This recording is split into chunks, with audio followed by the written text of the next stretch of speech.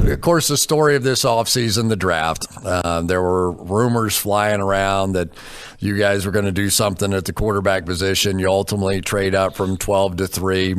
You go get Trey Lance.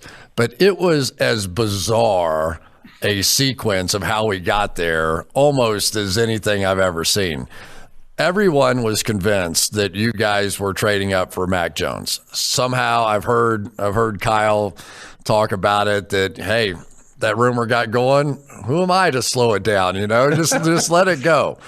But can you give us a little bit of the backstory now of what all was happening and the trade up and the decision? And, because Jimmy Garoppolo took your team to a Super Bowl. He certainly is a guy that can play. Everybody loves him, right? He's one of the greatest human beings, one of the great guys that you'll ever meet. Just everybody loves the guy.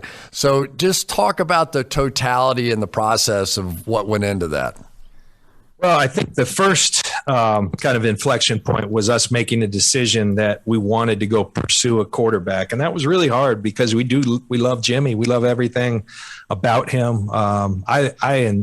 In particular, I think just personally, I respect, I think the greatest quality in this game, particularly at that position, is when you have your teammates back. And I think Jimmy, since he's been here, he has never once, I've seen him do so many interviews, and he always puts it on his shoulders. He never throws anyone under the bus. Even if someone ran a route the wrong way, Jimmy takes ownership. And so, for all Jimmy's faults, sometimes he's not the best texter. He doesn't get back to his teammates and all that. They see through it because ultimately they know that he has their back. He's immensely talented. He's one of the great throwers. I don't think that gets talked of enough. I like what an elite thrower he is. Agreed. The twitch he has in his body as a thrower. I mean, we talk to these quarterback coaches, and I mean, he's up at the top in terms of ability. The one thing has been he struggled to stay healthy, and so that's not an easy decision. He had our team. He was 5-6 minutes away from being the MVP of our Super Bowl, and instead things turned, and that wasn't just Jimmy. It was our entire team, and so that's really hard to make a decision that, hey, we're gonna go pursue another quarterback to be our guy.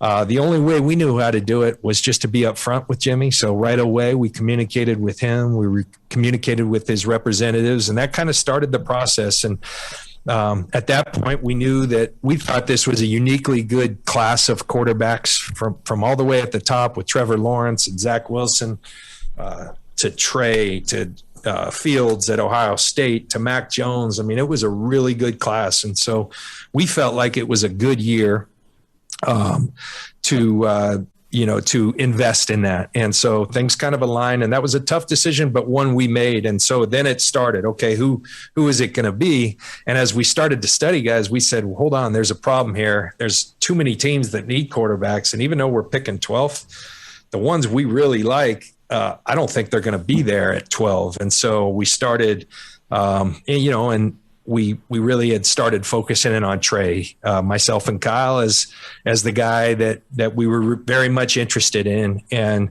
so we make that move from 12. We called teams, we didn't call Jacksonville at 1. We talked to the Jets a little at 2. We talked to Miami at 3. I have a very good relationship with Chris Greer. That one showed promise right away. They were interested. Talked to Atlanta at 4, Cincinnati at 5. And we didn't want to go any lower than that. And, we got the most traction with the Dolphins. And that was a big move. We knew it was going to be expensive and even more expensive because we said we don't want to wait. We want to do this now and beat whoever it is that also needs a quarterback to the punch. And we paid a lot to do it. We paid a premium to do it. But we were convicted it was the right thing to do. And then you're going through the ongoing process of, and as I said, early in the off season, as we had kind of made that decision on Jimmy, Kyle had been coaching a team. Well, now it was time, and he was down at his house in San Diego, studying. He's got a great system there. Technology is incredible these days, the systems you have. And so we throw all the quarterbacks at him, all the cut ups, all the tapes, and he starts And I'll never forget, it was like a Sunday night. I had misspoke earlier. I thought he was in Cabo. He's either in Cabo or in San Diego in the off season. He was in San Diego near me, actually. We're 10 miles away, but him calling me and saying, "Hey, John, this Trey Lance." And I was really excited because I was a fan of Trey's, but like, he's like, "I can't stop watching it. I think there's a natural rhythm and timing to his game as a passer." And he talked about all these things. He didn't even talk about the running element to his game for 15 minutes. And then he says, and on top of it, "Have you seen this guy run the ball?" And I said, "Yeah, I have." And the natural run instincts. And so I could tell he was excited, and he had made a cut up and he sent it to me that night. And then I couldn't go to bed because I'm up studying his cut, and the cut ups have his comments and all. And I'm reading the comments. I could tell I know Kyle well enough now. He was super excited. Now, after that, we kind of committed to, look, we've got to see this process through. We have to look at all the options. We'd never seen Trey, myself, or Kyle in person. He only played really 1 year. And I never went out and watched him. We hadn't gone to a pro day or anything. So we said, we have to let this process and give the process its due. We have to hear from our whole scouting staff. But it's not like us because we're usually incredibly inclusive in terms of asking everyone's opinion and all that. We wanted that, but we usually, somehow tip off everyone on kind of what we're thinking. On this one, we felt it was really important. Like, no one can know what we're thinking because otherwise we're not going to get their true opinions. And we respect a lot of people in our business. So Kyle and I kind of said, this is our deal.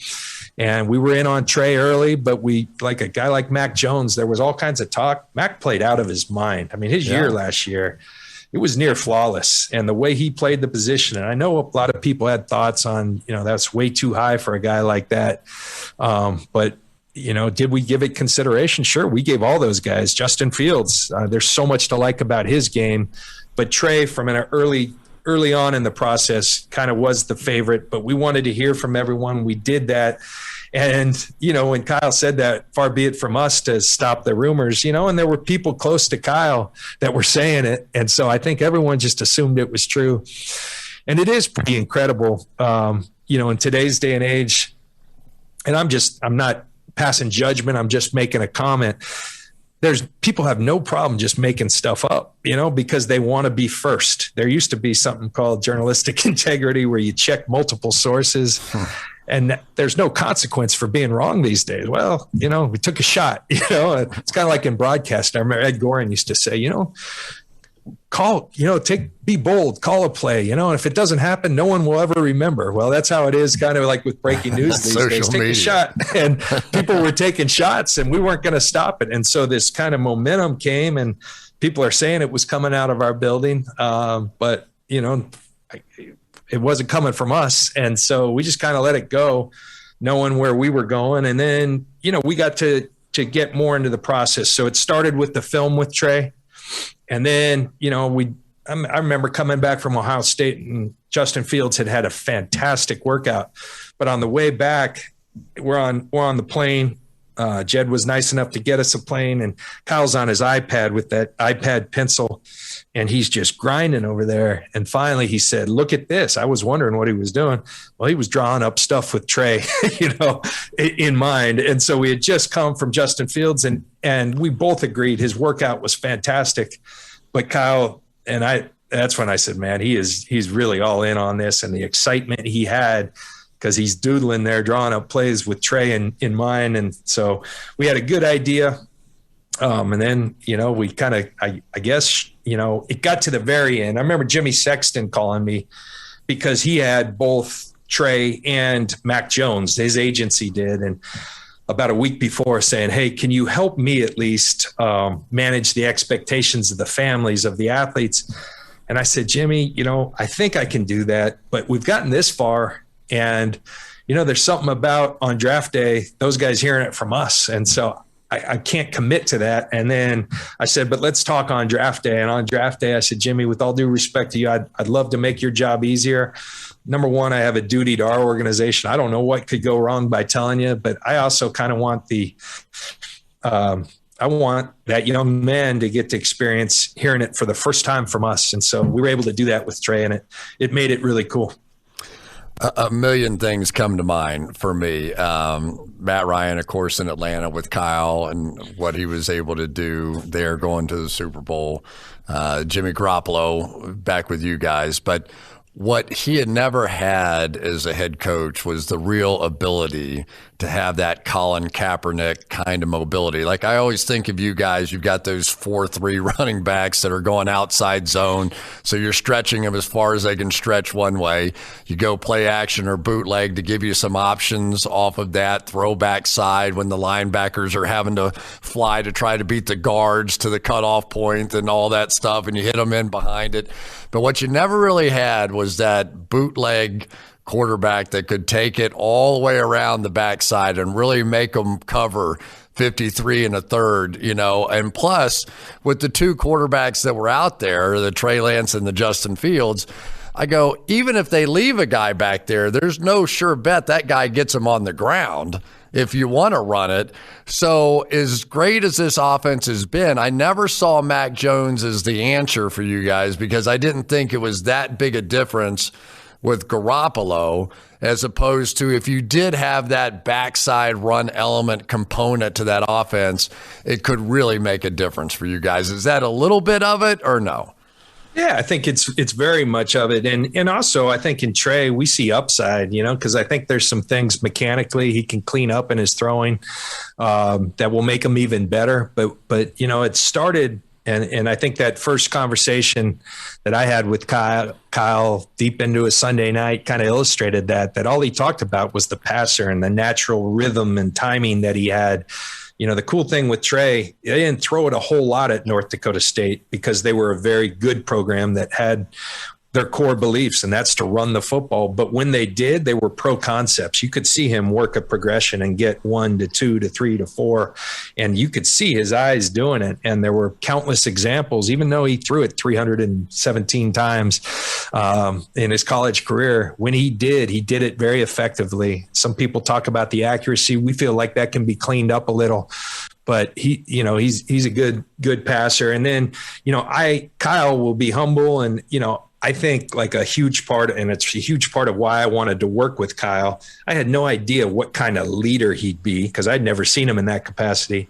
I thought he was top echelon offensive mind, and we would have a schematic advantage.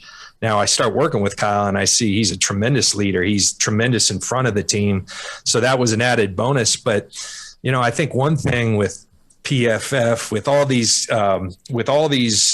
technologies of watching film, it is so easy for everyone in the league to copy each other. So it's hard to gain schematic advantage because everyone's just watching everyone else. And I think having a mobile quarterback, again, allows us hopefully to gain a little bit of a schematic advantage, having that ability to implement. But again, it starts with the passing, and we think Trey's can do that at a high level. And the coolest thing of this all is that, when we went to Jed York and talked to him about the concept of moving from 12 to 3, that also came with an ask. Look, we want to do this, but there's another part to this ask.